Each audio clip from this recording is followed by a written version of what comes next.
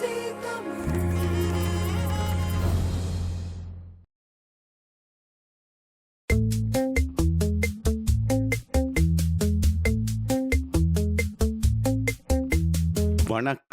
தாய்நாடு. கிளைகள் எங்கே படர்ந்தாலும் வேர் இங்கேதான்.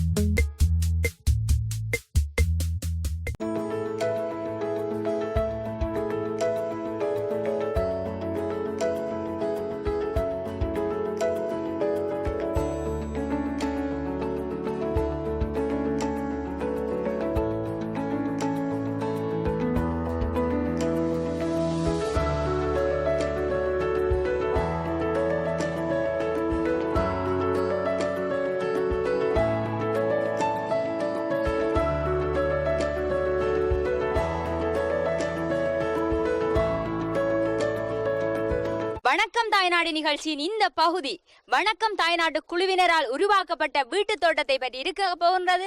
இந்த வீட்டு தோட்டம் எந்தவித செயற்கை உரங்களையும் பயன்படுத்தாமல் இயற்கை உரங்களை பயன்படுத்தி உருவாக்கப்பட்ட வீட்டு தோட்டம். இங்கே பல வகையான செடி கொடிகள் இருக்கின்றன. இவற்றையெல்லாம் எங்களுடைய வீட்டு தோட்டத்திற்குள்ளே சென்று பார்க்கலாம். வாரங்கிழமை தொடர்ந்து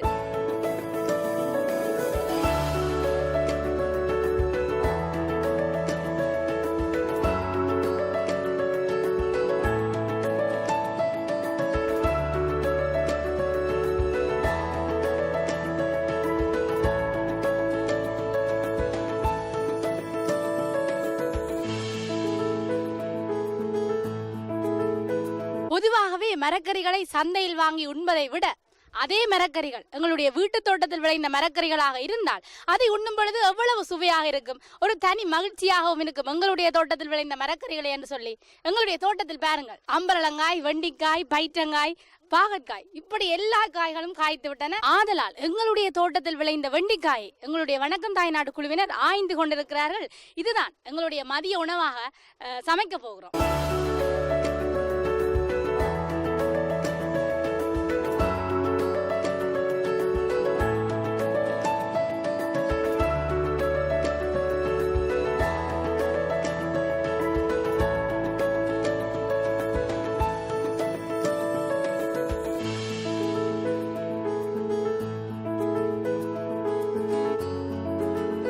பொதுவாக இப்போது மரக்கறிகளுக்கு செயற்கை ரசாயன உரங்களை பயன்படுத்துவதன் காரணமாக சாப்பிடுகின்றவர்களுக்கு நோய் தொற்றுக்களை அதிகமாக ஏற்படுகின்றது. வீட்டு தோட்டத்தில் பயிரிடுகின்ற மரக்கறிகள் என்று சொன்னால் சமைக்கும் போது தனி சுவையாக இருக்கும். எங்களுடைய வீட்டு தோட்டத்தில் கூட இப்போது பாருங்கள், முருக்கங்காய் காய்த்து இருக்கிறது. இன்னும் சிறிது காலங்கள் பிடுங்கி விடுவோம். முருக்கங்காய் என்று சொன்ன உடனே உங்களுக்கு பல கறிகள் ஞாபகத்துக்கு வரும். புளிக்கஞ்சி வைத்து குடிக்கும் போது முருக்க இலையை போட்டு சமைத்து குடித்தால் எவ்வளவு சுவையாக இருக்கும். அதைவிட முருக்கங்காயும் கருவாடும் சேர்த்து குழம்பு வைத்து சாப்பிடும் பொழுது அவ்வளவு சுவையாக இருக்கும். சொல்லும் பொழுதே எனது நாவில் எச்சில் ஊறுகிறது. அதை விட முருக்கமிலையை வறுக்கும் போது மீனை அவித்து விட்டு அதை போட்டு வறுத்தால் எப்படி சுவையாக இருக்கும். என்ன தரிசா வந்து நிற்கிறீர்? அதை விட விஷானி, நண்டு குழம்புக்கு முருங்கமிலை போட்டு சமைக்க நல்ல டேஸ்டா இருக்கும். அளவுக்கு முறி முருக்கமிலையை வறுத்து சாப்பிட்டா முருங்கங்க எப்படி மெல்லிசா இருக்குதோ அதே மாதிரி ஆக்களும் வந்துருவினா. எல்லாம் சாப்பிடலாம். சரி, முருங்கை மரத்துல மயிர் கொட்டி வந்தா அந்த கதையும் தெரியும்.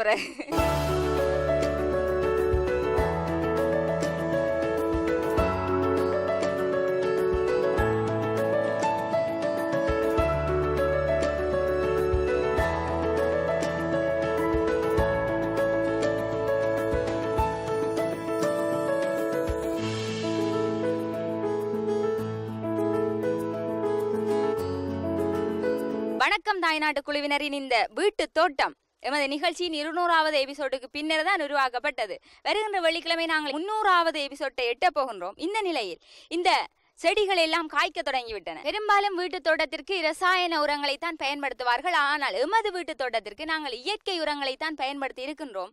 இவ்வாறு இயற்கை உரங்களை பயன்படுத்தி வருகின்ற காய்கறிகளை ஆர்கானிக் காய்கறிகள் என்று சொல்லி வட அமெரிக்காவில் சொல்லுவார்கள்.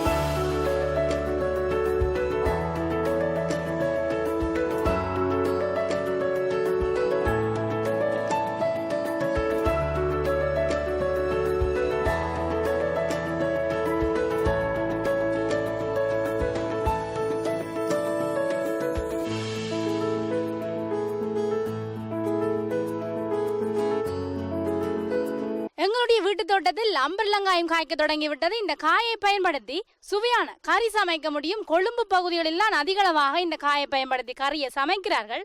அதை விட ஜூஸும் கரைத்து குடிக்கலாம். நாங்கள் இப்பொழுது இதை கொண்டு போய் ஜூஸ் அடித்து குடிக்க போவோம்.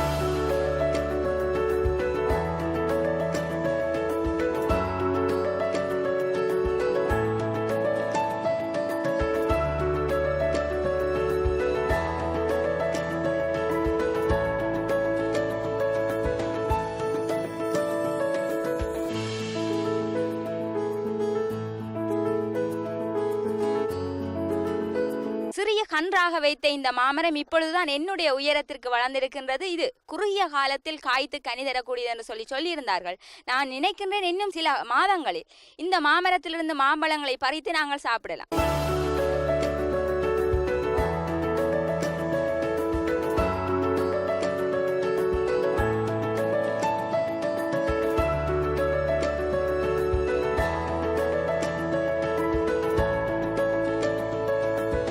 ஷர்மி, இவ்வளவு நேரமா எங்களோட தோட்டத்தில் இருக்கிற எல்லா மரக்கறிகளையும் அவதானித்துக் கொண்டிருந்தீர்கள். இப்ப உங்களுக்கு என்ன வேணும்? எனக்கு பழம் வேண்டும். என்ன பழம்? வாழைப்பழம். எங்களோட தோட்டத்துல என்னென்ன வாழை இருக்குன்னு சொல்லி விடுங்க நேர்களுக்கு. எங்களோட தோட்டத்துல இதரை வாழை மரம் இருக்கிறது. அதான் குலை போட்டிருக்கிறது. பின்னால் இந்த வாழை மரத்துக்கு பின்னால் ஆனை வாழை மரம் இருக்கிறது. அது கூட குலை போட்டிருக்கிறது. நுவரேலியாவிலிருந்து தானே கொண்டு வந்தோம். நுவரேலியாவிலிருந்து கொண்டு வந்ததான் நாங்கள் கூட வைத்திருந்தோம். கதலி வாழை மரத்தில் பொத்தி கூட வந்திருக்கிறது. இந்த பொத்தியை இப்பொழுது நாங்கள் வெட்டி கொண்டு மதிய உணவிற்காக சமைக்க போவோம்.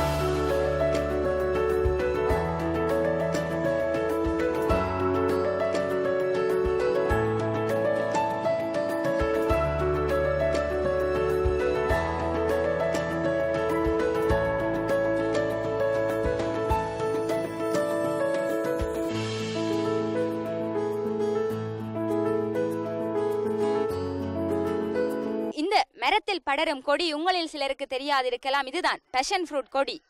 இந்த கொடி இன்னும் சில காலங்களில் காய்க்க தொடங்கிவிடும். அதன் பிறகு அந்த பழத்தினை பிடுங்கி நாங்கள் பழரசம் தயாரித்து குடிக்கலாம். அதை விட இந்த இலையிலிருந்து சுண்டல் செய்து சாப்பிடலாம். நாங்கள் இந்த கொடிக்கு இயற்கையாகவே இந்த மரத்தில் படரக்கூடியதாக விட்டிருக்கிறோம்.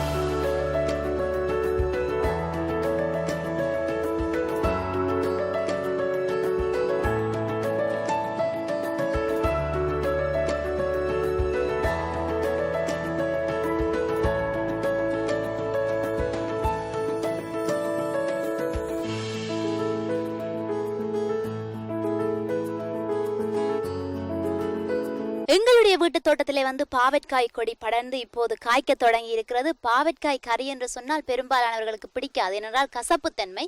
அதை சமைக்கின்ற மாதிரி சமைத்து சாப்பிட்டால் அனைவருக்குமே பிடிக்கும். பாவற்காய் கறி சமைக்கும் பொழுது இளநீ விட்டு சமைத்தால் சுவையாக இருக்கும். அதை விட பாவற்காயை பொரித்து நிறைய வெங்காயம் எல்லாம் போட்டு சம்பல் செய்து சாப்பிட்டால் அவ்வளவு சுவையாக இருக்கும்.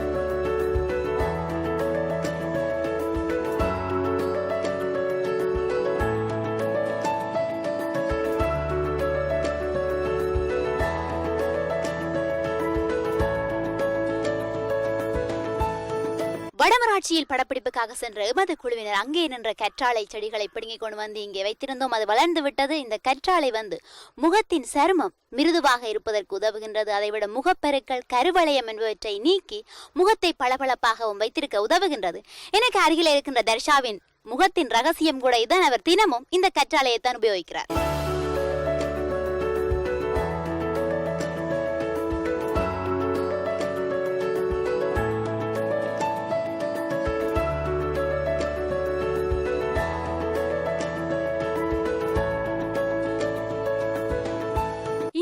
குடும்பத்தில் ரம்பா ஊர்வசி மேனகை இல்லாமல் கூட இருக்கலாம், ஆனால் இறைச்சிக்கறிக்கு ரம்பையில இல்லாமல் சமைக்கவே முடியாது.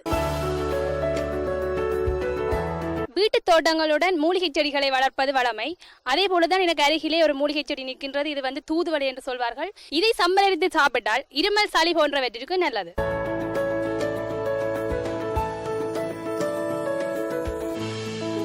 வணக்கம் தாய்நாடு. கிளைகள் எங்கே படர்ந்தாலும் வேர் இங்கேதான்.